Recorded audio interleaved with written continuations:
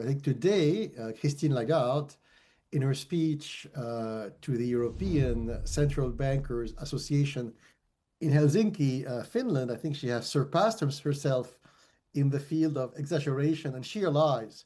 Why doesn't make any sense? First, she's saying a year ago, when everyone was expecting Trump to come back to the White House, a year ago, she's saying that, blah, blah, blah.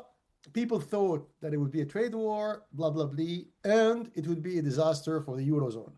So it's not true because a year ago, most experts, be they American or European, they thought that Trump would not return to the White House. And what happened, the main event, happened at the end of July, not a year ago, but just barely 2 months ago, on 28th, 29th of July, 2025. That is when the European Union in Aberdeen, when Ursula von der Leyen met President Trump, if you remember, 2 months ago, they capitulated. And they said, oh, we are smart.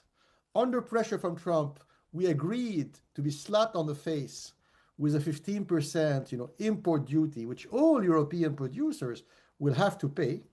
But we did not retaliate. We are smart. Because had we retaliate, we would have had inflation, blah, blah, blah, in Europe.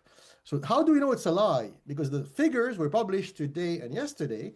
And what do they show, the figures? That inflation is indeed accelerating, even though the European Union did not, in the past 2 months, slap any punitive duty on American imports. So they cannot blame the Americans, right? And the price of oil was abnormally low. On average, in the past 2-3 months, the barrel of Brent was at $68, $67 per barrel, which is very, very low. And in spite of all that, inflation in Germany, France, Holland is rising a little bit, which is not great. And it's rising a little bit, which is not great. When, and this is the most important economic data. And of course, the European central bankers today did not insist on that because it's a shame. GDP growth is very low.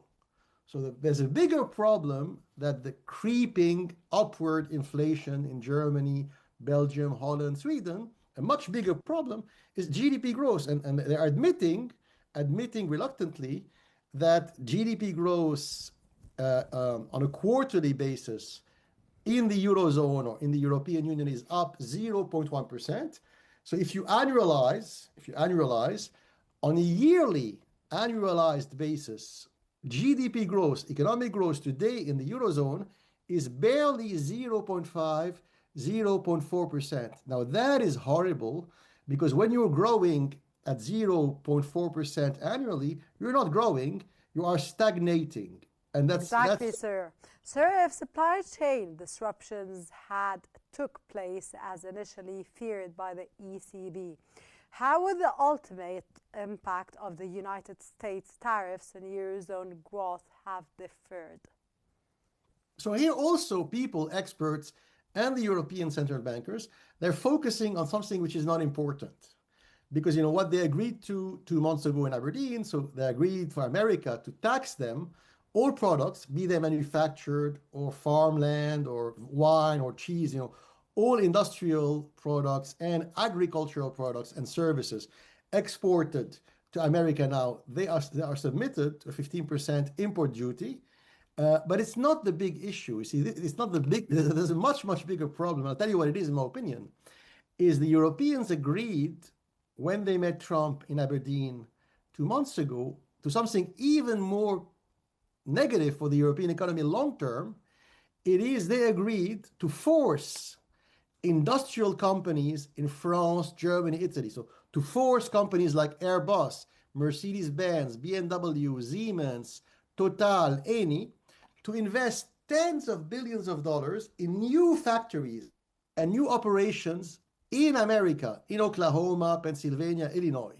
So all these big ticket industrial equipment that the German and the French big companies, they'll spend billions every month to build factories abroad in America, precisely when they need to do so in Europe, in their own country, to help jumpstart the European growth engine. So long term, I think we're going to see the very negative impact of what they're doing, which is really crazy.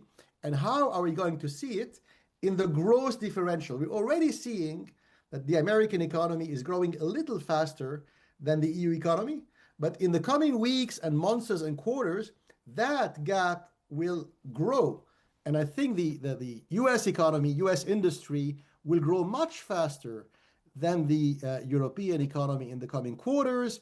And that is really economic suicide for Europe.